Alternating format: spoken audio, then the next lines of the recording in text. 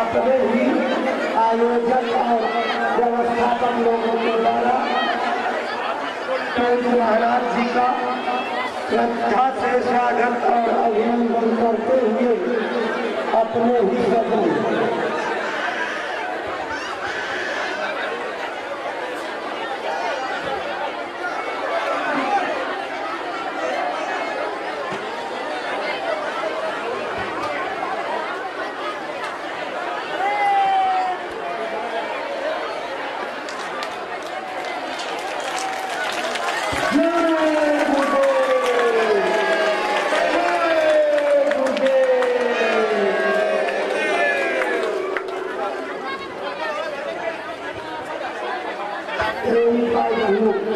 स्वागत की इस श्रृंखला के बाद पूज्य महाराज जी अपने गुरु महाराज का संदेश लेकर के आए हुए हैं। आपके पावन चरण कमलों में श्रद्धा से ये प्रार्थना करते हैं कि गुरु महाराज का जो संदेश लेकर संकल्प बना करके चले हैं, अपनी अमर वाणी से प्रेमी भाई बहनों को सुनाने समझाने की कृपा करें, ताकि आपकी अमर वाणी से प्रेरणा प्राप्त करके भाई बहन अपने जीवन की अनमोल सांसों का उपयोग करते हुए मानव तन सफल सार्थक एवं कामयाब बना सकें। परम श्रद्धेय पूज्य महाराज जी। आप सभी लोग प्रेम के साथ में मालिक के पावन नाम का उच्चारण करेंगे। बोलो जय गुरुदेव, जय गुरुदेव, जय गुरुदेव, जय गुरुदेव, जय गुरुदेव, जय गुरुदेव। सर्वत्र विराजमान शब्द स्वरूप परम पूज्य स्वामी जी महाराज के श्री चरणों में कोटि कोटि नमन प्रणाम करते हुए इस सत्संग समारोह में पधारे हुए सभी सत्संगी धर्म प्रेमी भाई बहनों को सादर जय गुरुदेव। प्रेमी भाई बहनों, हम आप परम सौभाग्यशाली हैं कि ऐसे कलिकाल में हम लोगों को ये मानव तन, ये मनुष्य शरीर प्राप्त हुआ। उससे भी परम सौभाग्य की बात है कि मनुष्य रूपी मंदिर में बैठ करके हम लोगों को सत्संग सुनने का ये अवसर मिल रहा। सत्संग जल जो कोई पावे, मैल आई सब कट कट जावे। ये सत्संग है, ये कोई कथा और कीर्तन नहीं, किस्से और कहानियां नहीं, नाच गाना ढोल मजीरा नहीं। ये महात्माओं की अजर अमर वाणियां हैं। यदि आपने ध्यान से सुन लिया तो निश्चय ही आपको अपने मानव जीवन के उद्देश्यों के बारे में पता चलेगा कि आखिर ये मनुष्य शरीर हमको क्यों मिला, क्या इसका उद्देश्य है, मरने के बाद हम कहाँ जाएंगे, हमारे बाल बच्चे रिश्ते नातेदार कहाँ जाएंगे और कैसे हमारी जीवात्मा का कल्याण होगा। इन सभी प्रश्नों की जानकारी आपको सत्संग के माध्यम से प्राप्त होगी।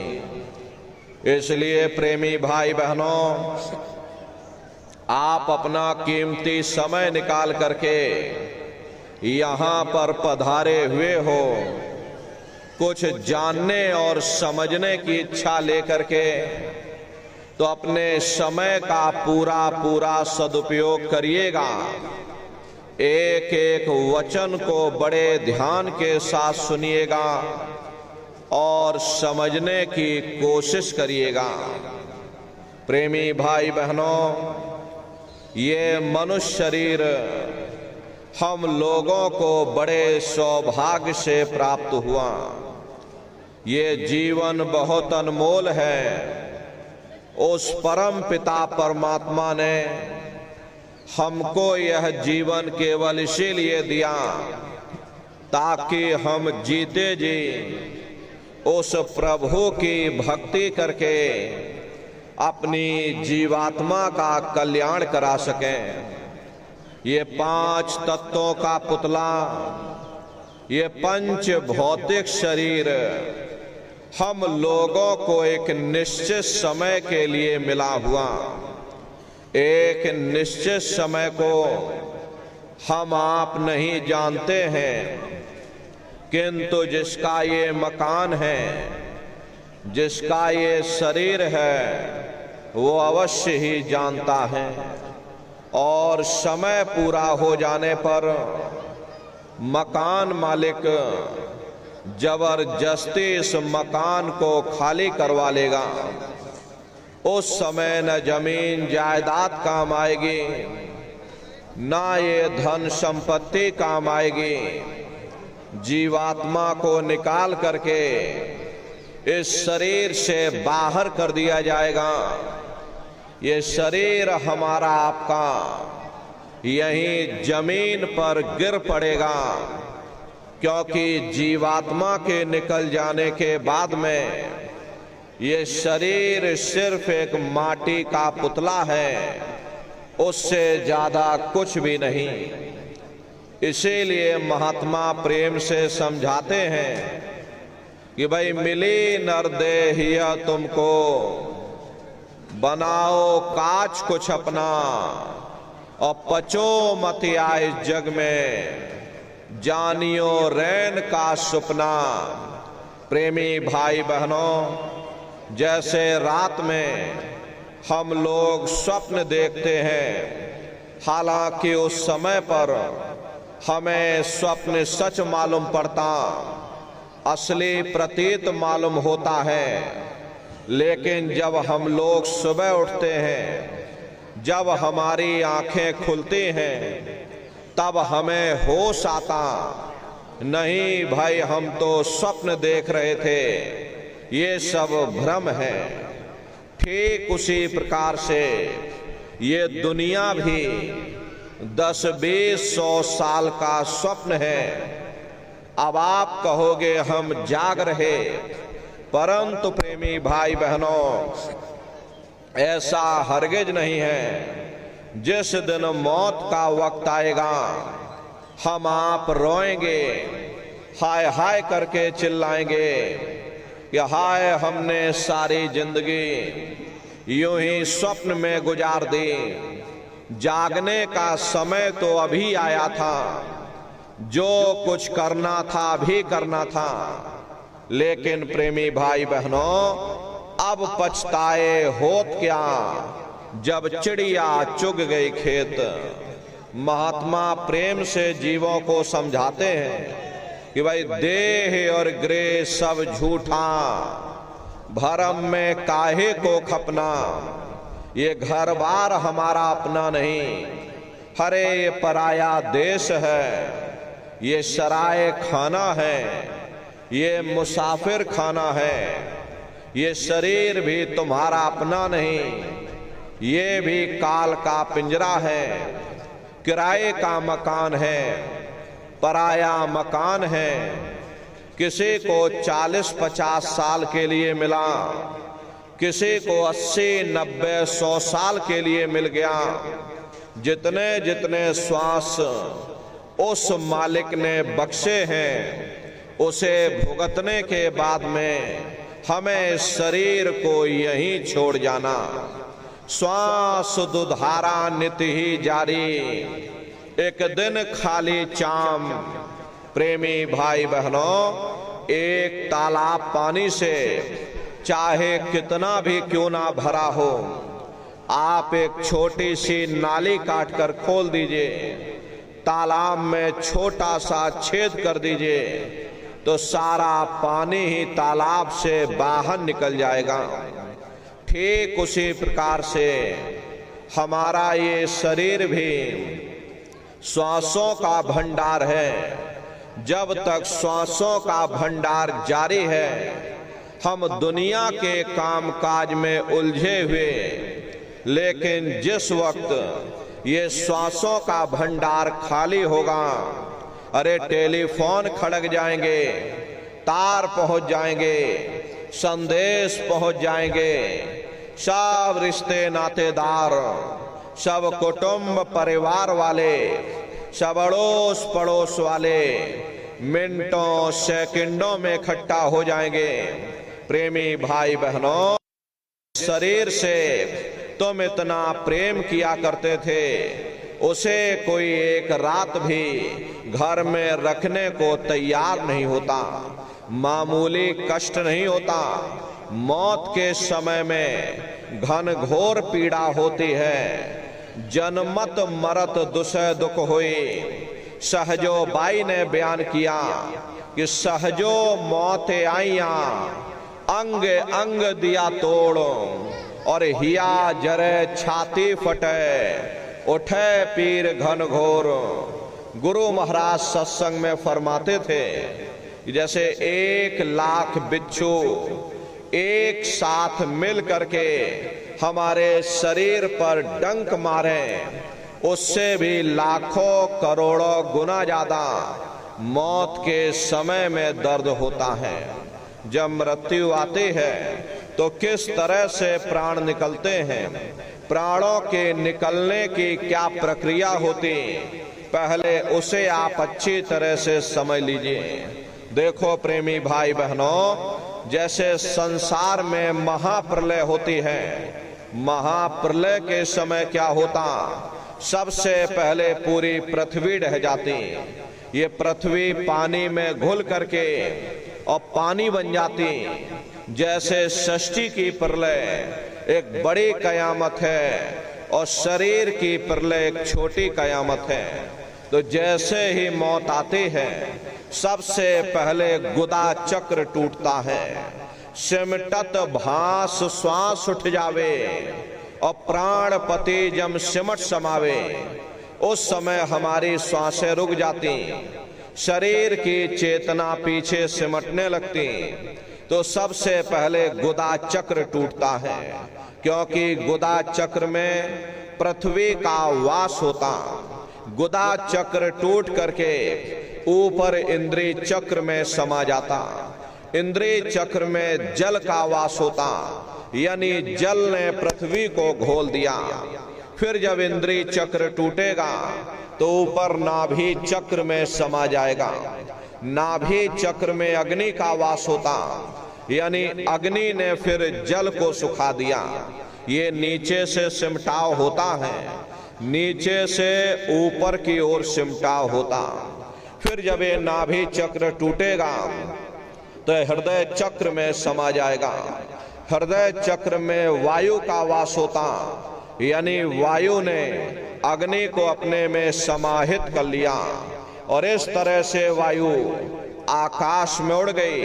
ये आंखों की पुतलियां ऊपर पलट जाती हैं, मुंह खुला का खुला रह जाता। महात्मा प्रेम से समझाते हैं कि भाई जब यह कर्म कला उपजावे और बुद्धि सुरत की आन दबावे, जब यह जीवात्मा पांचों तत्वों को लांग करके जल पृथ्वी अग्नि वायु आकाश पांचों तत्वों को लांग करके ऊपर आती है, तो काल दाढ़ में आन दवानी, और जब ढर के नैनन से पानी, जब काल अपनी दाढ़ में दबाता, उस समय नेत्रों से पानी निकलता है। इंद्रियां टूट टूट करके चकनाचूर हो जाती, सब रिश्ते नातेदार खड़े रह जाएंगे। लगे टकटकी दिखे न भाई, वाही समय को करे सहाई। उस समय जीव टकटकी लगाकर देखता है कि कोई मेरी मदद कर दे, कोई मेरी सहायता कर दे, कोई मुझे बचा ले। लेकिन प्रेमी भाई बहनों, सब नात रिश्तेदार, भाई बंधु सगे संबंधी खड़े रह जाते, डॉक्टर वैद्य हकीम सब आपको घेरे रह जाते, लेकिन उस समय आपको कोई बचा नहीं पाता। यमदूत आते हैं, प्राणों की डोरी को तोड़ देते और जीवात्मा को खींच करके इस शरीर से बाहर कर दिया जाता। जैसे ही ये जीवात्मा शरीर से अलग हुई, ये शरीर हमारा मिट्टी हो जाता। फिर इस मिट्टी को एक रात अपने घर में कोई रखने को तैयार नहीं होता। अरे आपके कितने भी सगे संबंधी क्यों ना हो, खास नात रिश्तेदार क्यों ना हो, लेकिन एक रात कोई घर में मट्टी रखने के लिए तैयार नहीं होते। कहते भाई जल्दी करो जल्दी करो, अब इनकी शक्ल देखने में हमको डर लग रहा, जल्दी से बाजार से कफन खरीद के लाओ, जल्दी से लकड़ियां खरीद के लाओ, अरे जल्दी से चिता तैयार करो, इनको घर में से जल्दी से उठा ले जाओ, वहीं शमशान भूमि पर जला देना। ये जो घर में इनके कपड़े लत्ते पड़े हुए, हर इनके कपड़े लत्ते भी उठा ले जाओ, वहीं शमशान भूमि पर जला देना। जिस बिस्तर पर ये लेटे रहे, ये बिस्तर भी अशुद्ध हो गया। अब इनकी छुई हुई चीज हमको घर में एक नहीं चाहिए, इसलिए इनका बिस्तर भी उठा ले जाओ, वहीं शमशान भूमि पर जला देना। लेकिन उसने कोई सोने की अंगूठी पहनी होगी, गले में कोई सोने की चैन पहनी होगी, उसे धीरे से उतार करके जेब में रख लोगे। बस वही एक अशुद्ध नहीं होगा और बाकी सब अशुद्ध हो जाएगा। हरे महात्मा कहते हैं कि भाई कुटुंब परिवार मतलब काम, बिना धन पास नहीं जाए। ये रिश्ते नातेदार, ये कुटुंब परिवार वाले, ये सब स्वार्थ के संगी साथी हैं। हरे प्रेमी भाई बहनों, आज तुम्हारी जेब में पैसा है तो सब जैसे तैसे तुमसे रिश्तेदारियां कायम कर लेंगे, लेकिन आज जेब खाली हो जाए तो कोई किसी को याद करने वाला नहीं। 13 दिन बाद 13वीं मना दोगे, लड्डू पूड़ी पकवान बना करके खिला दोगे, फिर जाने वाले को कोई याद नहीं करता। अभी बूढ़े बुजुर्गों से पूछा जाए कि क्या तुमको तुम्हारे माँ बाप की याद आती है, तो कहेंगे भाई नहीं आती। अरे क्यों नहीं आती? तुम्हारे माँ बाप थे, तुमको पाला पोसा बड़ा किया, खुद बेचारे भूखे रहे होंगे, तुम्हारा पेट पाला होगा, तुमको तुम्हारे माँ बाप की याद क्यों नहीं आती? क्योंकि तुम्हारे सामने तुम्हारे लड़के बच्चे हो गए, तुम्हारे नाती पोता पंती और संती हो गए, इसलिए तुम अपने माँ बाप की यादों को धीरे धीरे भूल गए और नई यादों में धीरे धीरे बस गए। ऐसे ही प्रेमी भाई बहनों, एक दिन सब तुमको भी भूल जाएंगे, कोई किसी को याद करने वाला नहीं। ये कहानी तो शमशान भूमि पर समाप्त हो गई। उधर देखो क्या होता, तुम्हारी जीवात्मा को ले जा करके ऊपर धर्मराज की कचहरी में पेश कर दिया जाएगा। वहां पलक झपकते ही तुम्हारे अच्छे बुरे कर्मों का हिसाब किताब हो जाएगा। धर्मराज तुमको सजा सुना देंगे, ले जाओ इनको फलाने नरक में डाल दो, क्योंकि मैंने इनको मौका दिया था जब ये माँ के गर्भ में उल्टे लटके हुए थे, सिर इनका नीचे था, पैर इनके ऊपर थे।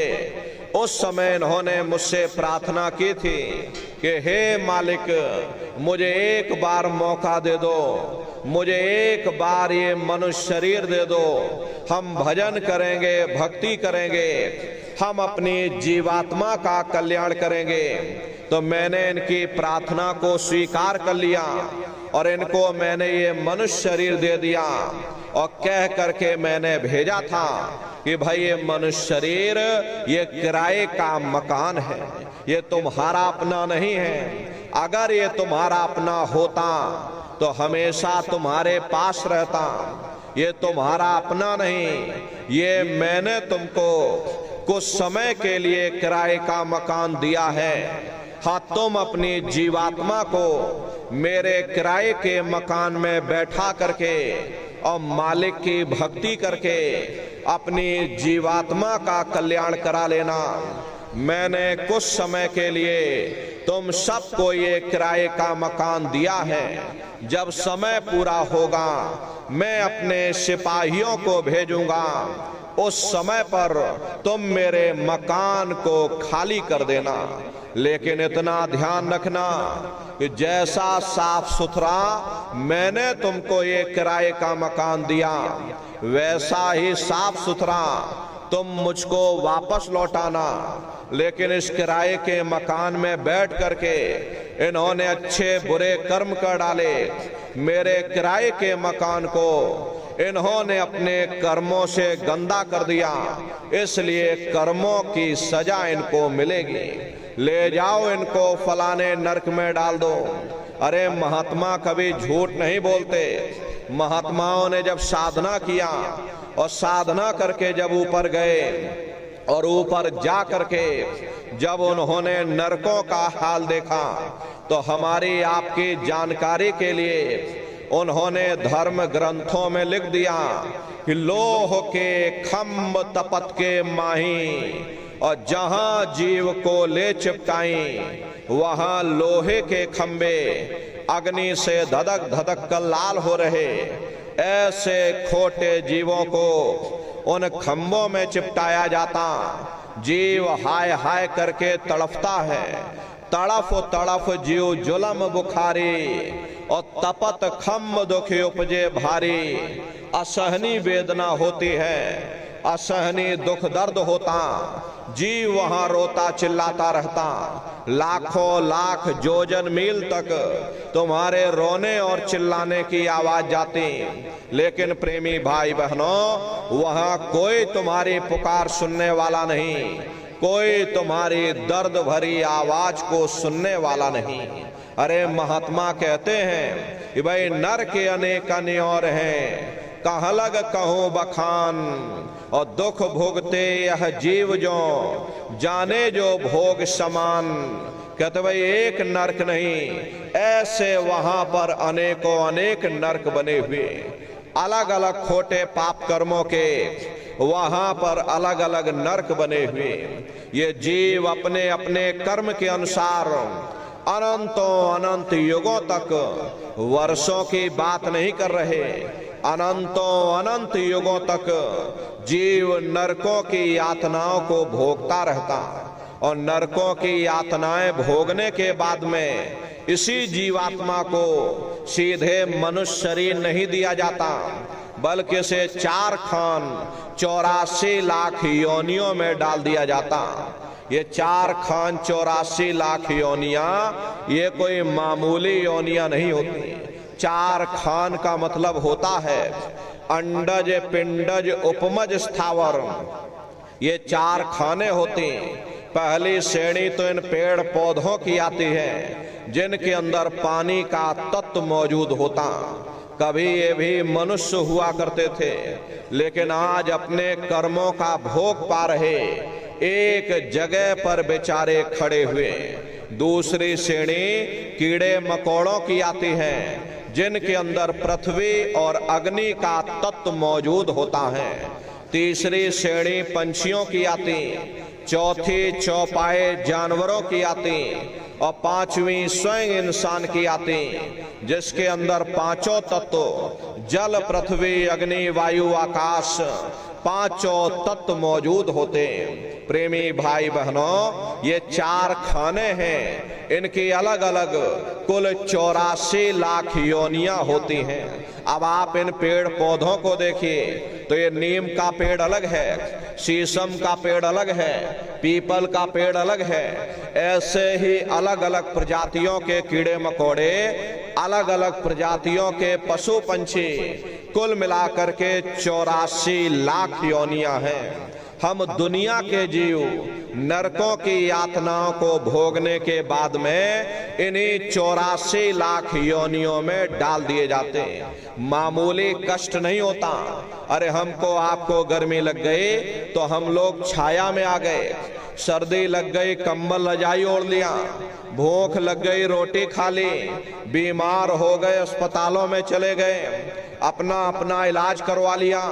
लेकिन देखो उन जानवरों को, क्या गर्मी, क्या सर्दी, क्या बरसात, एक एक रोटी के टुकड़े के लिए रोड पर बेचारे भटक रहे। अरे किसी का हाथ कट गया, किसी का पैर कट गया, किसी को जीते जी काट डाला, मुर्गी की गर्दन ही मरोड़ डाली। अरे उनको भी दर्द होता है, उनको भी तकलीफ होती।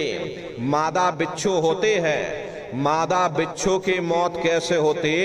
मादा बिच्छू जब अपने बच्चे को जन्म देती है तो उसी के बच्चे अपनी भूख को मिटाने के लिए अपनी माँ की पीठ पर चढ़ जाते हैं और उसी के मांस को नोच नोच करके खाते हैं। वो तड़पती रहती है, कराहती रहती है, लेकिन जब तक हड्डी हड्डी न बच जाए उसके बच्चे अपनी माँ की पीठ से नीचे नहीं उतरते। ऐसे न जाने कितने जीव जंतु इस संसार में भरे पड़े हुए।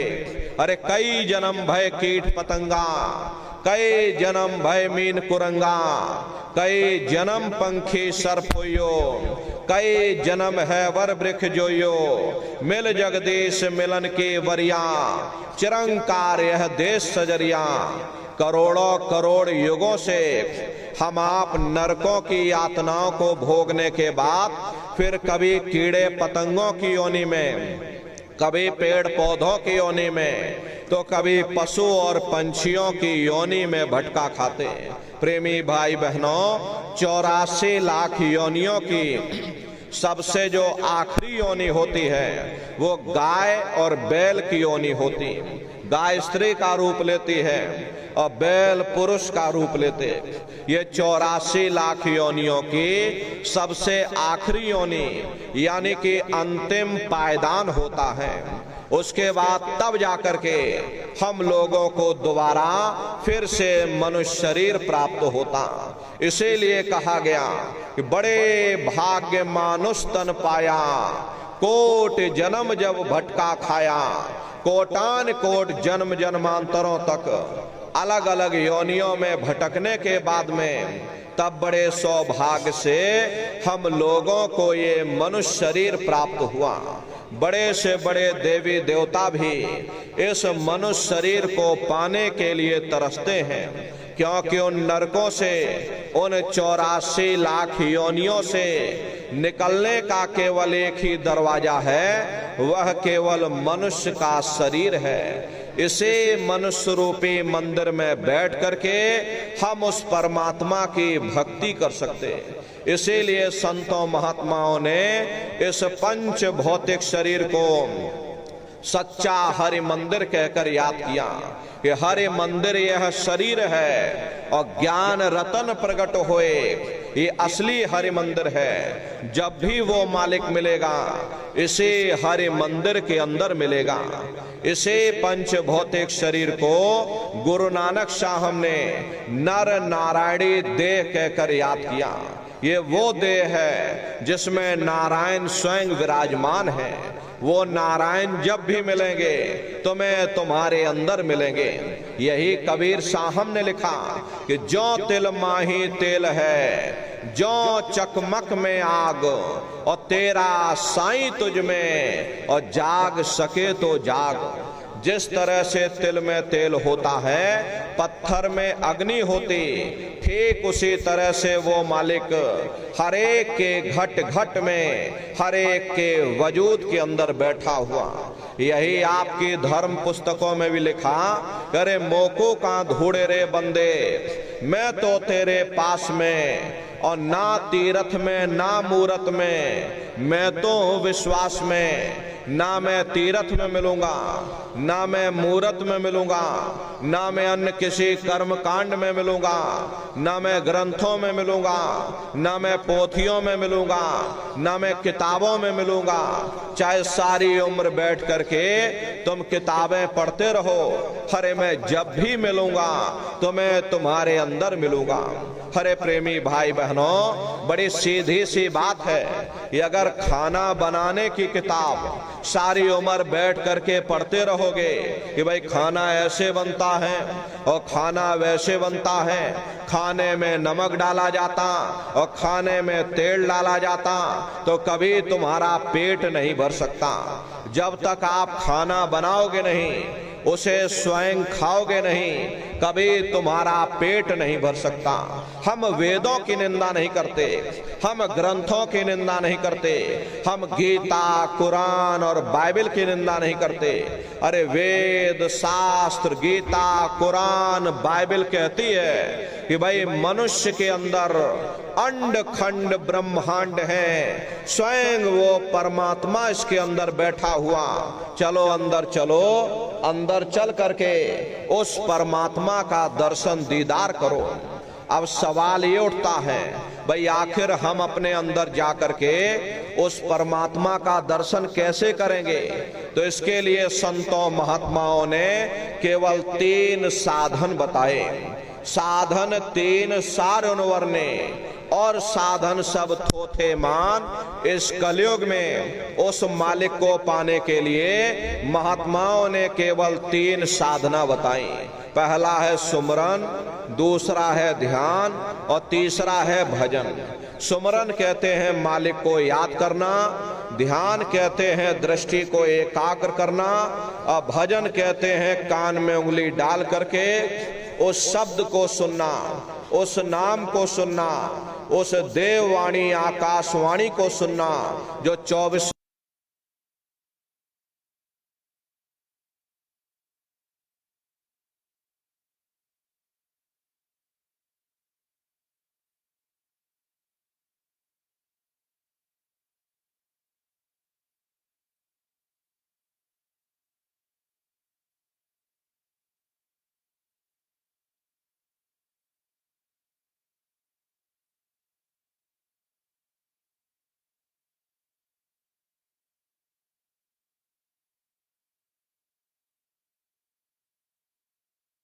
चित्रकूट में आप चले जाइए, गोस्वामी जी महाराज जिन्होंने रामचरित्र मानस बनाई, उन्होंने भी सुरत शब्द नाम योग की साधना जारी की।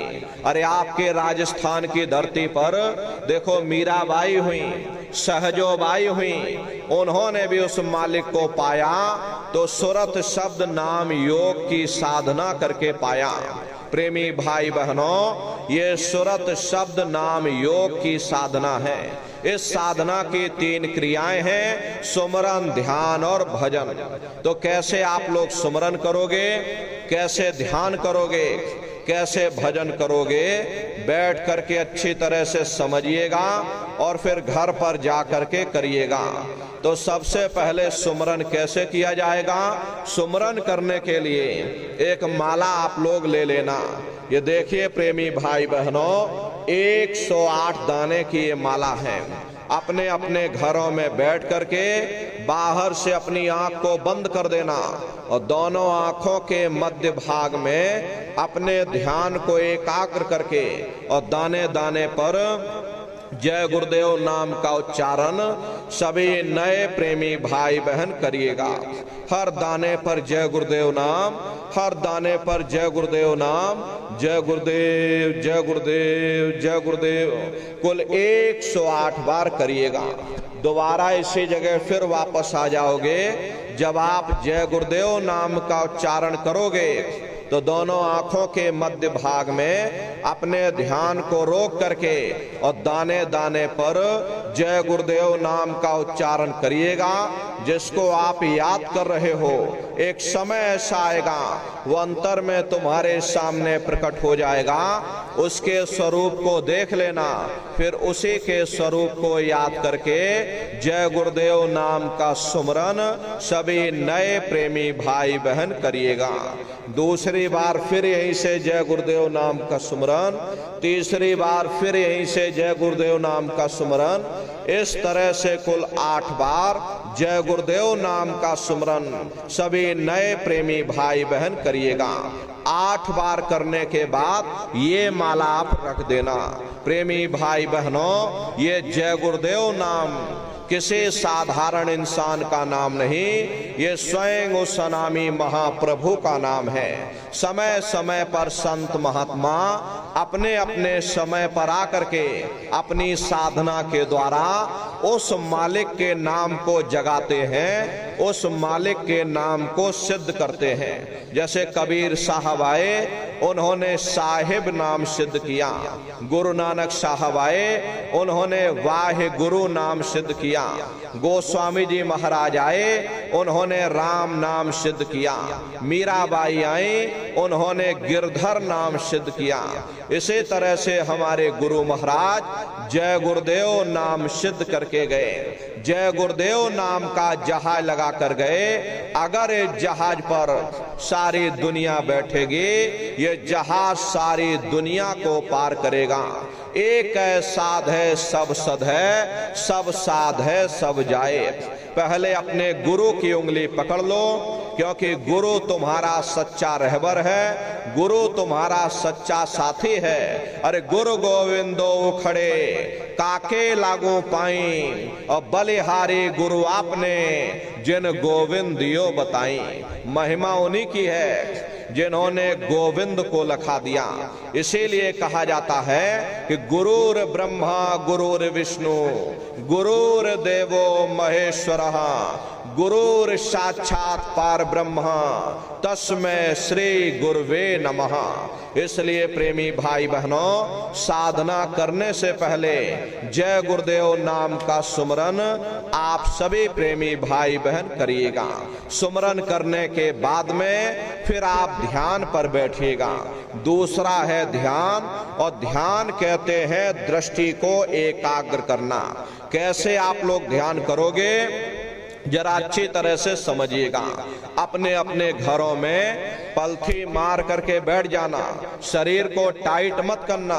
बहुत से लोग क्या करते हैं कि अपने शरीर को बिल्कुल टाइट कर देते हैं। अब अगर शरीर को ही टाइट कर दोगे तो ये शरीर आपका थक जाएगा और फिर शरीर ढीला पड़ जाएगा। इसलिए पहले से ही अपने शरीर को बिल्कुल ढीला छोड़ देना। जितना आराम से बैठोगे उतना आपके लिए अच्छा रहेगा। बाहर से आंख को बंद कर देना, इन आंखों पर भी कोई जोर मत देना। जैसे सोते समय धीरे से आंख को बंद करते हो, ऐसे धीरे से आंख को बंद कर लेना। दोनों आंखों के मध्य भाग में दूर सामने देखिएगा, सामने आपको अंधेरा दिखाई पड़ेगा। बस उसी अंधेरे में एक जगह पर अपनी दृष्टि को रोकिएगा। होशियारी यही रहे ये आंखों की पुतलियां हिलने ना पाए। शुरुआती समय में ये आंखों की पुतलियां हिलेंगी, लेकिन जब आप अभ्यास करोगे, करत करत अभ्यास ते और जड़मत होत सुजान, जब अभ्यास करते रहोगे तो आंखों की पुतलियां हिलना बंद हो जाएंगी। तो दूर सामने अंधेरे में एक जगह पर आप अपनी दृष्टि को रोकिएगा। उस समय किसी के बारे में सोचना नहीं, किसी के बारे में विचार मत करना, शरीर को बिल्कुल हिलाना डुलाना नहीं। शून्य हो करके सामने उस अंधेरे को देखते रहो। जितना देर बन सके आप सामने अंधेरे को देखते रहिएगा। देखते देखते देखते देखते आपकी दृष्टि अंधेरे में एकाग्र हो जाएगी, और जैसे ही आपकी दृष्टि सामने अंधेरे में एकाग्र होगी तो सुई की नोक के बराबर काले में भी काला बिंदु, बड़ा चमकीला बिंदु होगा। तारे की तरह चमचम चमचम चमकेगा, वो सामने आपको दिखाई पड़ जाएगा। जब वो चमकदार बिंदु सामने दिखाई पड़ जाए तब आप अपनी दृष्टि को उस बिंदु पर एकाग्र करिएगा। जब आप अपनी दृष्टि बिंदु पर एकाग्र कर लोगे तो वही बिंदु दरवाजा है, वो दरवाजा खुल जाएगा, ये शिव नेत्र खुल जाएगा, ये दिव्य दृष्टि खुल जाएगी और आप दरवाजे के अंदर दाखिल हो जाओगे। एक बार प्रेमी भाई बहनों ये दिव्य दृष्टि खुल जाए, फिर क्या भूत क्या भविष्य और क्या वर्तमान कोई भेद आपसे गुप्त नहीं रहेगा। लाखों वर्ष पहले क्या हुआ था, भविष्य में क्या होने वाला है, आप बैठ करके ध्यान में सब कुछ देख सकते हो। तो यह है ध्यान करने का तरीका। और तीसरा है भजन। गाने बजाने का नाम भजन नहीं है, नाच गाना ढोल मजीरा का नाम भजन नहीं है। भजन कहते हैं उस रूहानी आवाज को सुनना जो 24 घंटे तुम्हारे अंदर गूंज रही। तो कैसे भजन करोगे, जरा अच्छी तरह से समझ लो। अपने अपने घरों में पलथी मार करके बैठ जाना, दोनों उंगली कानों में डाल करके ये कानों को बंद कर लेना। कान इसीलिए बंद किए जाते हैं ताकि बाहर की कोई आवाज सुनाई ना पड़े। अपनी सुविधा से बैठिएगा, कुर्सी पर चाहे कुर्सी पर बैठ जाओ, सोफे पर चाहे सोफे पर, या कोई तकिया इस तरह से रख लेना और दोनों कोहनी यहाँ रख करके दोनों उंगली कानों में डाल करके ये कानों को बंद कर लेना। बहुत सी हमारी माताएं बहनें बूढ़े बुजुर्ग हैं, अरे भाई आपके घुटनों में दर्द होता है, रीढ़ की हड्डी में दर्द होता, आप बैठ करके भजन नहीं कर पाते हो तो आप लेट करके भजन करिएगा। ऐसे सीधे लेट जाना, लेटे लेटे आंख और कान को बंद कर देना। मतलब तो आंख और कान को बंद करना है, चाहे आप लेट करके करो या चाहे आप बैठ करके करो।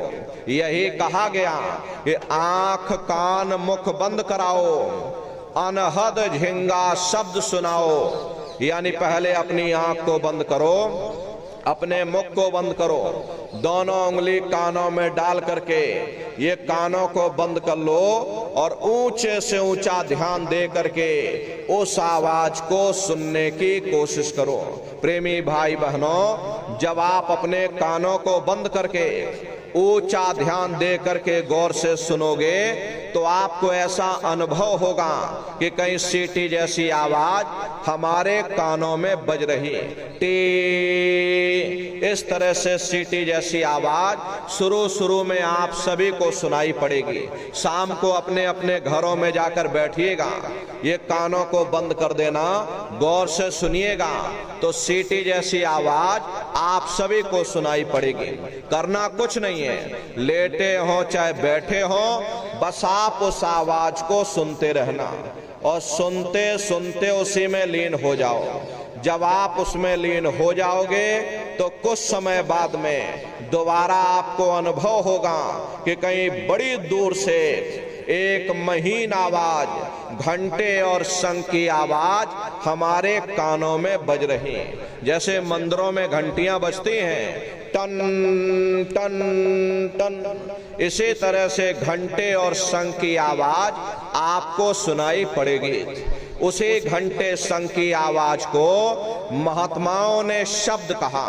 अरे आपकी धर्म पुस्तकों में लिखा है कि पोथी पढ़ पढ़ जग मुआ, पंडित भया न कोई, और 2.5 अक्षर प्रेम का पढ़े सो पंडित हुई। दुनिया वाले कहते हैं कि 2.5 अक्षर का मतलब प्रेम है। अरे प्रेम नहीं है, प्रेम में तो मात्रा लगी हुई। यहाँ पर जिस 2.5 अक्षर का वर्णन उन महात्माओं ने किया वो है शब्द, शा आदा बा और दा। उसी शब्द को महात्माओं ने नाम कहा। कलयुग केवल नाम आधारा, सुमिर सुमिर नर उतरहि पारा। कलयुग में केवल नाम का आधार है, वो नाम तुम्हारे अंदर 24 घंटे गूंज रहा। तो उसी घंटे शंख की आवाज को महात्माओं ने शब्द या नाम कहा। उसी को ईसा मसीह साहब ने वर्ड या लागस कहकर याद किया। उसी को गुरु नानक साहब ने अनहद वाणी कहकर याद किया। चीन में जो महात्मा हुए उन्होंने इसको ताओ कहकर याद किया, और हिंदू महात्माओं ने इसे देववाणी, आकाशवाणी कहकर याद किया। उन अलग अलग महात्माओं ने अपनी अपनी भाषा में हम लोगों को समझाने की कोशिश की कि भाई वो घंटे संग की आवाज तुम्हारे सबके अंदर गूंज रही, वो आपको सुनाई पड़ेगी। प्रेमी भाई बहनों, जब घंटे संग की आवाज आपको सुनाई पड़ने लग जाए तब आप उस आवाज को पकड़ लेना, उसको सुनने लग जाना। जब आप उसको सुनने लग जाओगे तो वो आवाज धीरे धीरे बढ़ना शुरू होगी, और बढ़ते बढ़ते इस कदर बढ़ेगी कि आपके रोम रोम में घंटे और शंख की आवाज गूंजने लग जाएगी। अरे बड़ी घनघोर आवाज होती है, बड़ी मधुर वो आवाज होती। ये जो दुनिया के आप संगीत सुनते हो, उस रूहानी संगीत के सामने ये दुनिया के संगीत कुछ नहीं है। जब आप उस रूहानी संगीत को सुनोगे, इतना भारी आनंद आपके ऊपर छा जाएगा, इतनी खुशी आपको होगी, अरे ऐसा नशा आपके ऊपर चढ़ जाएगा, आप सारी दुनिया को भूल जाओगे। प्रेमी भाई बहनों, शंकर भगवान को वही नशा चढ़ा था। शंकर भगवान कोई गांजा भांग नहीं पीते थे। ये तो हमने आपने शंकर भगवान को भी बदनाम कर दिया कि शंकर भगवान गांजा भांग पीते थे तो चलो हम भी गांजा भांग पिएंगे। लेकिन नारियों, शंकर भगवान ने कभी गांजा भांग नहीं पिया। शंकर भगवान जिस नशे में लीन रहते थे वो नाम का नशा था, वो ध्यान का नशा था, वो भक्ति का नशा था। जब आप उस आवाज को सुनोगे तो आपको भी वो नशा चढ़ जाएगा, क्योंकि उस आवाज में चुंबक है। जब आप उस आवाज को सुनोगे तो वो आवाज आपको अपनी ओर खींचेगी, और जब खिंचाव होगा तो जीवात्मा का फैला हुआ प्रकाश ये 9 दरवाजों से सिमटने लगेगा। अब ये 9 दरवाजे कौन कौन से हैं? देखो प्रेमी भाई बहनों, अच्छी तरह समझिएगा, ये बहुत बड़ा विज्ञान है। अरे दुनिया का विज्ञान जब समाप्त हो जाएगा तो ये विज्ञान प्रारंभ होगा। तो 9 दरवाजे कौन कौन से हैं? 2 आंख, 2 कान, 2 नाक के सुराख, 1 मुंह और 2 मलमूत्र का रास्ता। ये शरीर के 9 दरवाजे हैं। सबसे पहला दरवाजा गुदा चक्र आता है। गुदा चक्र में गणेश जी वास करते हैं। गणेश जी वहां के मालिक हैं। ये 4 दल का कवल है। यहाँ पर पृथ्वी तत्व पाया जाता, उसके ऊपर इंद्रिय चक्र आता। इंद्रिय चक्र में ब्रह्मा जी वास करते हैं। ये 6 दल का कवल है। यहाँ पर जल तत्व पाया जाता, उसके ऊपर ये नाभि चक्र आता है। नाभि चक्र में विष्णु जी वास करते हैं। ये 8 दल का कवल है। यहाँ पर अग्नि तत्व पाया जाता, उसके ऊपर ये हृदय चक्र आता। हृदय चक्र में शिव जी वास करते हैं। ये 12 दल का कवल है। यहाँ पर वायु तत्व पाया जाता। हरे वास्तव वो ऊपरी मंडलों में करते हैं, लेकिन उनका प्रकाश, उनकी किरणें इन चक्रों पर पड़ती हैं। उसी के ऊपर एक कंठ चक्र आता है। यहाँ पर आद्या महाशक्ति की किरणें पड़ती हैं, और ये 16 दल का कवल है। और आप सबसे ऊपर, तुम्हारी जीवात्मा सबसे ऊपर दोनों आंखों के मध्य भाग में बैठी है, जहां पर देवियां बिंदी लगाती हैं और पुरुष जहां पर टीका लगाते हैं। ये बिंदी और टीका यहाँ पर हम लोग इसीलिए लगाते हैं क्योंकि यहीं पर हमारी जीवात्मा बैठी है, उसका श्रृंगार किया जाता है। तो ये 10वां द्वार है जहां पर तुम्हारी जीवात्मा बैठी हुई। इसे 10वें दरवाजे पर बैठ करके ये जीवात्मा अपने प्रकाश को 9 दरवाजों में फैलाती है, जिससे आपका ये शरीर चलता, आपके हाथ और आपके पांव चलते हैं। जब आप भजन करोगे और घंटे शंख की आवाज को सुनोगे तो उस आवाज में चुंबक है, वो आवाज आपको अपनी ओर खींचेगी और जब खिंचाव होगा तो जीवात्मा का फैला हुआ प्रकाश 9 दरवाजों से सिमट करके यही 10वें दरवाजे पर इकट्ठा हो जाएगा। और जैसे ही पूरी शक्ति यहाँ पर इकट्ठी हुई, तुरंत शब्द जीवात्मा को खींच करके इस शरीर से बाहर कर देगा। फिर आप अपनी आंखों से देखिएगा, ये हमारा शरीर ये है और हम ये खड़े। आप अपने शरीर से अलग हो जाओगे। जैसे चिड़िया होती है, चिड़िया घोंसले से निकल करके आसमानों की उड़ान भरती है, शाम को फिर अपने घोंसले में आ जाती। ऐसे ही तुम्हारी जीवात्मा इस शरीर रूपी घोंसले से निकल करके ब्रह्मांडों की सैर करेगी, देवी देवताओं के दर्शन करेगी, राम और कृष्ण के दर्शन करेगी और घूम करके फिर अपने शरीर रूपी घोंसले में वापस चली आएगी। हरे प्रेमी भाई बहनों, ये ब्रह्मा विष्णु महादेव जिनकी सारी दुनिया पूजा करती है, अरे आप सभी लोग ब्रह्मा विष्णु महादेव की पूजा करते हो, लेकिन कभी आपने ये पता नहीं लगाया भाई जिनकी हम पूजा कर रहे आखिर ये है कौन, ये कहां पर रहते हैं, ये क्या काम करते हैं, अरे इनके माँ बाप कौन है, राम कौन है, कृष्ण कौन है, ईश्वर कौन है, ब्रह्म कौन है, पार ब्रह्म कौन है, ये कहां पर रहते हैं। तो जरा संक्षिप्त में आप समझिएगा, क्योंकि अगर हम इसका वर्णन करेंगे तो लाखों वर्ष लग जाएंगे, एक लोक का वर्णन नहीं हो पाएगा। इतने विशाल लोक ऊपर बने हुए, लेकिन संक्षिप्त में आपको हम बता रहे कि किन किन मंडलों को पार करते हुए तुम्हारी ये जीवात्मा अपने 5वें मंडल पर यानी कि सचखंड में पहुंचेगी। प्रेमी भाई बहनों, जब आप भजन करोगे और घंटे शंख की आवाज को पकड़ करके जब आप शरीर रूपी घोंसले से बाहर निकल जाओगे तो उसी घंटे शंख की आवाज को पकड़कर ये जीवात्मा ब्रह्मांडों की चढ़ाई करती है। पलक झपकते यह जीवात्मा खरबों योजन ऊपर चली जाती है। ये सूरज चांद सितारों को पार करने के बाद सबसे पहले जो आपको लोक मिलेगा उसे महात्माओं ने शिवलोक कहा। शिवलोक, वहां के मालिक शिव जी हैं, वो पार्वती जी के साथ उस लोक में विराजमान है। शिव जी का दर्शन करने के बाद फिर जब आप ऊपर चढ़ोगे उसी के ऊपर ब्रह्मा जी का लोक आएगा।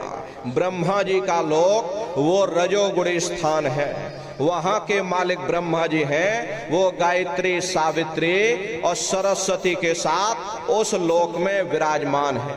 और ब्रह्मा जी का दर्शन करने के बाद फिर घंटे शंख की आवाज को पकड़ करके फिर जब आप ऊपर चढ़ोगे उसी के ऊपर विष्णु लोक आएगा। विष्णु लोक वो सतोगुणी स्थान है, वहां के मालिक विष्णु जी हैं, उनका बड़ा मनमोहक स्वरूप है। उनकी 4 भुजाएं हैं और चारों भुजाओं में शंख गदा पद्म और चक्र सुशोभित है। और आप क्षीर सागर में लक्ष्मी जी के साथ विराजमान हैं। ये तीनों देवता ब्रह्मा विष्णु और महादेव अपने अपने लोक में बैठ करके राज कर रहे हैं। एक रचयिता है जो जीवों को रचता है, एक पालनहार है जो जीवों को पालता है, और एक संहार करता जो जीवों को नष्ट कर देता। इनकी जो माता हैं वो आद्या महाशक्ति हैं। ब्रह्मा विष्णु महादेव लोक के ऊपर वो आद्या महाशक्ति का लोक आता, और उसी लोक को पार करने के बाद सबसे पहला देश पड़ता है, या यूं कह लीजिए कि पहली राजधानी पड़ती है, जिसे महात्माओं ने सहस दल कवल कहा। वो राजधानी है, ये ब्रह्मा विष्णु महादेव के जो लोक हैं उस राजधानी के अंतर्गत आने वाले जिले हैं। आप इस तरह से समझिए जैसे आपके राजस्थान की राजधानी जयपुर है, ये भीलवाड़ा आपका जिला है। इसी तरह प्रेमी भाई बहनों, वो सहस दल कवल राजधानी है। राजधानी का जो मालिक है वो निरंजन भगवान है। ये ब्रह्मा विष्णु महादेव ये निरंजन भगवान के ही पुत्र हैं, और ये आद्या महाशक्ति ये निरंजन भगवान की अर्धांगिनी है। निरंजन भगवान स्वयं तीनों लोकों के मालिक हैं। उन्हीं को त्रिलोकीनाथ कहा जाता। हिंदू उन्हीं को परमात्मा कहते, मुसलमान उन्हीं को खुदा कहते, ईसाई उन्हीं को गॉड कहते। घंटे और शंख की आवाज जो हर इंसान के अंदर गूंज रही, वो आवाज उन्हीं के मुखार बिंद से हो रही। निरंजन भगवान का जो स्वरूप है वो ज्योतिष स्वरूप है। हजार बातें की अखंड ज्योति वहां पर बराबर जलती रहती है। अरे हम आप यहाँ मंदिरों में ज्योत जलाते हो, ये तो हम आप उसकी नकल करते। महात्माओं ने चिन्ह आपको बता दिया कि भाई इनका ऐसा स्वरूप है, तो हम लोग यहाँ नकल करने लगे। इस ज्योत में तेल की जरूरत पड़ती, बाती की जरूरत पड़ती, लेकिन वो अखंड ज्योति ऐसी है जिसमें ना तेल की जरूरत है और ना बाती की जरूरत है। पलटू साहब ने जिक्र किया है कि उल्टा कुआ गगन में और तिसमें जरे चिराग, तिसमें जरे चिराग, बिना रोगन बिन बाती, और 6 ऋतु 12 मास जरत रहे दिन राती। सतगुर मिले जो होए ताहि की नजर में आवे, और बिन सतगुर नहीं कोई वाह को दर्शावे। वो अखंड ज्योति ऐसी है जिससे पूरा ब्रह्मांड प्रकाशवान हो रहा। जितनी भी अवतारी शक्तियां आई, राम आए, राम को वहीं से नीचे उतारा गया। इसीलिए उस देश को अयोध्या नगरी या कौशलपुर देश भी कहा गया। अरे गोस्वामी जी महाराज जब साधना करके वहां पहुंचे, तभी गोस्वामी जी महाराज ने रामचरित्र मानस में लिख दिया। क्या उन्होंने रामचरित्र मानस में लिखा? देखिए गोस्वामी जी महाराज कहते हैं कि मोद्यो नैन त्रिशत में भयो, पुन चितवत कौशलपुर गयो। जब मैंने अपने बाहर की आंख बंद की, मेरे अंतर की आंख खुल गई, और मैं क्या देख रहा हूं? मैं कौशलपुर देश में पहुंच गया। मोह विलोक राम मुस्काई, मुझे देख करके राम भगवान प्रसन्न हो गए। उन्होंने ऊपर जाने का मुझे रास्ता दे दिया। मैं ऊपर जा करके क्या देख रहा हूं कि उधर माज सुन अंडज राया, देखें बहु ब्रह्मांड निकाया, अति विचित्र ताह लोक अनेका, और रचना अधिक एक तेका। विचित्र विचित्र भांत के वहां पर लोग बने हुए, एक से सुंदर एक सोने के वहां महल बने हुए, जिनकी शोभा अवर्णीय है। प्रेमी भाई बहनों, वो असली अयोध्या नगरी है, वो राम भगवान का देश है। जब आप वहां पहुंचोगे और वहां की रचनाओं को देखोगे, देखते ही रह जाओगे। ये क्या ईश्वर की लीला है, कैसे उसकी कारीगरी है, अनंत उसकी सत्ता है, अनंत ही उसका प्रकाश है। हरे प्रेमी भाई बहनों, उसी आनंद को पा करके बड़े बड़े राजे महाराजाओं ने अपने राजकाज पर ठोकरें मार दी और जंगलों में जा करके नंगे हो करके नाचने लगे। मीराबाई को जब ये दौलत मिल गई, मीराबाई ने राजपाट छोड़ दिया। मीराबाई कहने लगी, मैं मिल जाए पाए पीऊ अपना, तब मेरे पीर बुझानी, और मीरा सुरत शब्द सहलानी। कबीर साहब को जब ये दौलत मिल गई और अन्य महात्माओं को जब ये दौलत मिल गई, उन्होंने कलम तोड़ करके लिख दिया, अचरज देखा भारी साधो, अचरज देखा भारी रे, और बिना बजाए निस्दिन बाजे, घंटा शंख नगारी रे, और बहरा सुन सुन मस्त होत है, तन की खबर बिसारी रे, और बिन भूमि के महल बना है, तामे ज्योति उजारी रे, और अंधा देख देख सुख पावे, और बात बतावे सारी रे, और जीता मरकर फिर जी जावे, बिन भोजन बलधारी रे, अब ब्रह्मानंद संत जन बिरला, कोई समझे बातें हमारी रे। प्रेमी भाई बहनों, वो राम भगवान का देश है, वो असली अयोध्या नगरी है। राम जी का दर्शन करने के बाद में फिर तुम्हारी ये जीवात्मा दूसरे मंडल के शब्द को पकड़ करके दूसरे मंडल की चढ़ाई करेगी। श्याम तज श्वेत को गहना, सुरत को तान धुन सुनना, और बंक के द्वार धस बैठो और त्रिकुटी जाए कर लेना। उसी के ऊपर दूसरा देश आता है जिसे महात्माओं ने त्रिकुटी देश कहा। वहां के जो मालिक हैं वो ब्रह्म हैं, वहीं से मन और माया की उत्पत्ति हुई, वहीं से तीन गुण रजोगुण तमोगुण सतोगुण, तीनों गुणों की उत्पत्ति वहीं से हुई। ये जो आपके वेद हैं, वेदों को सारी दुनिया पढ़ती है, अरे वेदों की भी उत्पत्ति उसी स्थान से हुई है। महात्मा कहते हैं कि त्रिकुटी महल में विद्या सारा, घनहर गरजे बजे नगारा, और लाल वरन सूरज उजियारा। वहां पर दो धुने, बादलों की गर्जन और मृदंग की आवाज उस लोक में गूंजती रहती है। जैसे पहले स्थान पर राम भगवान के देश में घंटे और शंख की आवाज गूंजती, ऐसे ही दूसरे मंडल पर यानी कि ब्रह्म के देश में बादलों की गर्जन और मृदंग वहां पर बजता रहता है। ओम का जाप बराबर वहां होता रहता। ब्रह्म का जो स्वरूप है लाल वरण सूरज उजियारा।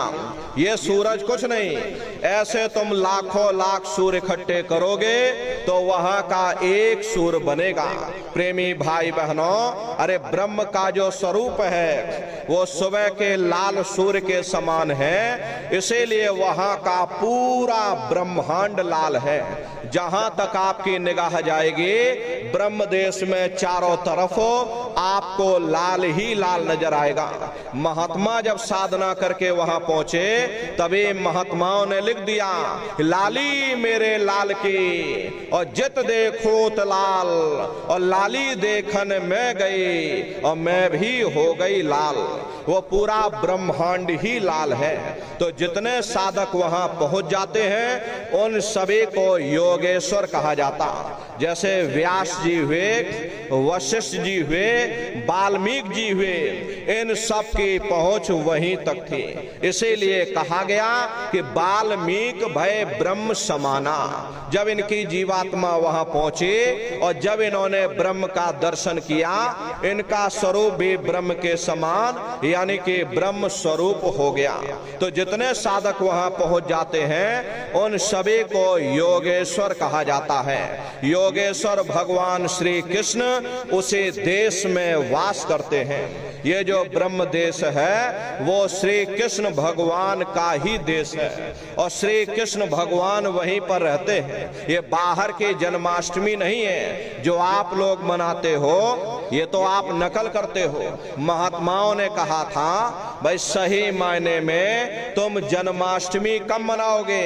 जब तुम्हारी ये जीवात्मा पांच तत्व जल पृथ्वी अग्नि वायु आकाश और तीन गुण रजोगुण तमोगुण सतोगुण, पांच तत्व और तीन गुणों से परे हो करके ब्रह्म देश में पहुंच करके जब कृष्ण भगवान का दर्शन कर लोगे तब सही मायने में जन्म अष्टमी मनाई जाएगी। वहां कृष्ण भगवान का दर्शन करने के बाद फिर तुम्हारी ये जीवात्मा तीसरे मंडल के शब्द को पकड़ करके और तीसरे मंडल की चढ़ाई करेगी।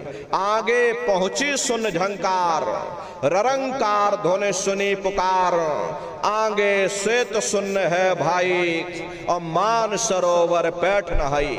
उसी के ऊपर तीसरा देश आता है जिसे महात्माओं ने सुन्न देश कहा, उसी को रारंग देश कहा जाता, उसी को अक्षर और नेति कहा जाता। वहां के जो मालिक हैं वो रारंग पुरुष यानी कि पार ब्रह्म पुरुष है। वहां किंगरी और सारंगी दो धुनें उस लोक में गूंजती रहती हैं। और पार ब्रह्म पुरुष का जो स्वरूप है वो पूर्णमासी के चंद्रमा के समान बड़ा ही मनमोहक स्वरूप है। इसी स्थान पर प्रेमी भाई बहनों एक बहुत बड़ा अमृत का सरोवर बना है, जिसे महात्माओं ने मान सरोवर कहा। जब तुम्हारी ये जीवात्मा उस मान सरोवर में स्नान कर लेगी तो जन्म जन्मांतरों के मैले पाप कर्म साफ हो जाएंगे। अरे यहाँ के पानी से तुम्हारे कर्मों की सफाई नहीं होने वाली। ये बाहर का पानी तुम्हारे शरीर के मैल को धो सकता है, लेकिन जो पापों का मैल है, जो अंतःकरण में ये कर्मों की जो गंदगी जमा, वो जब साफ होगी, जब आप तीसरे मंडल पर पहुंच करके उस गंगा में डुबकी लगाओगे। उसमें स्नान करने के बाद ये जीवात्मा हंस रूप हो जाती है। हंसन मिले हंसा हो जाई, मिले जो अमी हारा है। जीवात्मा का खुद का प्रकाश उस अमृत के सरोवर में स्नान करने के बाद 16 सूर्य के बराबर हो जाता। तो फिर यही जीवात्मा चौथे मंडल के शब्द को पकड़ करके चौथे मंडल की चढ़ाई करती है। दो पर्वत के संग निहारो, अभवर गुफाते संत पुकारो। दो पर्वतों को पार करने के बाद वो बड़ा सुंदर देश आता, जिसे महात्माओं ने भवर गुफा कहा। वहां के जो मालिक हैं वो सोहंग पुरुष हैं, और सोहंग पुरुष का दर्शन करने के बाद में ताके परे धाम सतनामा और बीन बजे सतलोक ठिकाना। सोहंग देश के ऊपर वो 5वां देश आता, जिसे महात्माओं ने सचखंड देश कहा। वो सचखंड देश अजर अमर अविनाशी सदा एक रस रहने वाला देश है। वहां न काल है, न कर्म है, न दुख है, न संताप है, न पुण्य है, न पाप है। जो जीवात्माएं वहां पहुंच जाती हमेशा के लिए जन्म मरण के बंधनों से आजाद हो जाती। वहां के जो मालिक हैं वो सत्पुरुष भगवान हैं, जिनके रोम रोम में खरबों खरब सूरज चांद और सितारे प्रकाशवान। वही हमारे आपके सच्चे मालिक हैं, वही हमारे आपके सच्चे पिता हैं। अरे हमको आपको वहीं से नीचे उतारा गया, फिर शब्द को पकड़ करके शब्द शब्द पौड़ी पर चढ़कर और पहुंचो सचखंड सतनाम। तो शब्द का पकड़ में आएगा जब आप भजन करोगे। और भजन कैसे किया जाएगा जरा अच्छी तरह समझ लो। ये आंख और कान को बंद करिएगा, लेकिन मन को रोकिएगा।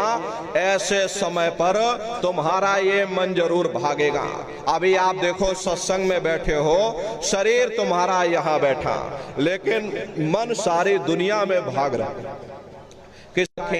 दो गायों का इतना बड़ा परिवार है। ये आज के समय में करीब करीब 3000 गायें हैं और 3000 से ऊपर सांड है। गौशाला अलग है और नंदीशाला अलग है। किसी को बाहर नहीं भेजा जाता, क्योंकि गुरु महाराज हमारे कह करके गए कि बच्चा इनको यहीं रखना, यही सेवा पानी करना। अगर बाहर भेज दोगे लोग मार देंगे, काट देंगे। इसीलिए चाहे गाय हो या चाहे बैल हो, हमारे यहाँ पर किसी को बाहर नहीं भेजा जाता। गायों के लिए अलग से गौशाला है, सांडों के लिए अलग से नंदीशाला बनी है। उसी के बगल में अपना एक बहुत बड़ा विद्यालय भी है, जिसमें 2,500 से 3,000 बच्चे निःशुल्क विद्या अध्ययन करते हैं। कॉपी किताब पढ़ाई लिखाई बिल्कुल निःशुल्क है। प्रेमी भाई बहनों, आप लोग पधारिएगा, वहां के नजारे को देखिएगा। अब ये भंडारे का कार्यक्रम होने जा रहा 20 से 24 दिसंबर तक। आप सभी प्रेमी भाई बहन सपरिवार सादर आमंत्रित हैं। आप लोग पधारिएगा और अपने अपने बच्चों को भी साथ में लेकर के आया करिए।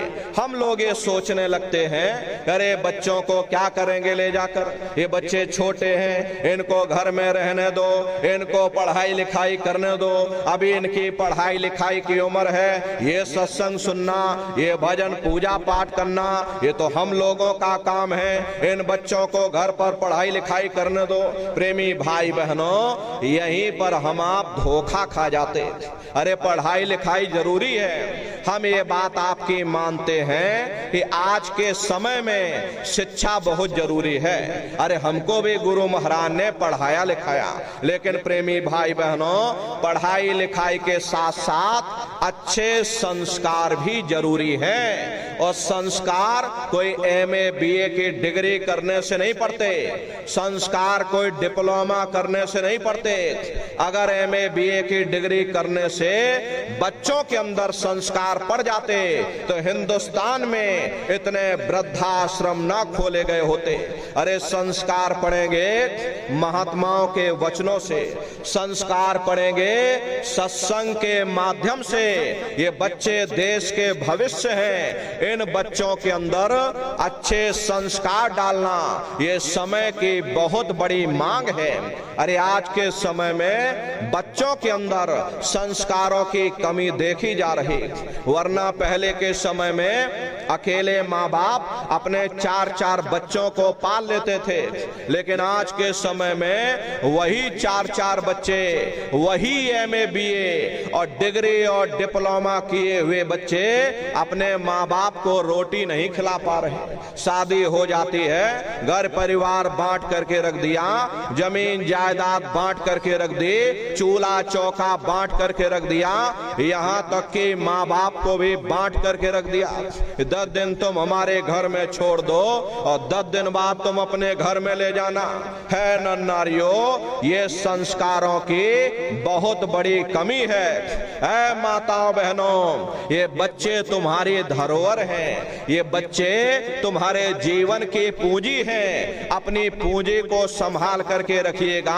इनको बच्चों को बचपन से तैयार करिए, इनको आप अच्छी शिक्षा देना, इनको अच्छे संस्कार देना, इनको शाकाहारी बनाना, इनको सदाचारी बनाना, इनको चरित्रवान बनाना, और इनको भी तुम राम और कृष्ण बना दो। यही बच्चे बड़े हो करके माँ बाप का नाम रोशन करेंगे, घर और समाज का नाम रोशन करेंगे। इसलिए प्रेमी भाई बहनों, हमारी आपसे प्रार्थना है, अपने अपने बच्चों के साथ, इष्ट मिष्ट परिवार वालों के साथ आप सभी प्रेमी भाई बहन भंडारे के कार्यक्रम में सब परिवार सादर आमंत्रित हैं। आप लोग पधारिएगा। सुमरन ध्यान और भजन बराबर आप लोग करते रहना। इतना जान लीजिए प्रेमी भाई बहनों, ये रास्ता बिल्कुल सच्चा है। आप करो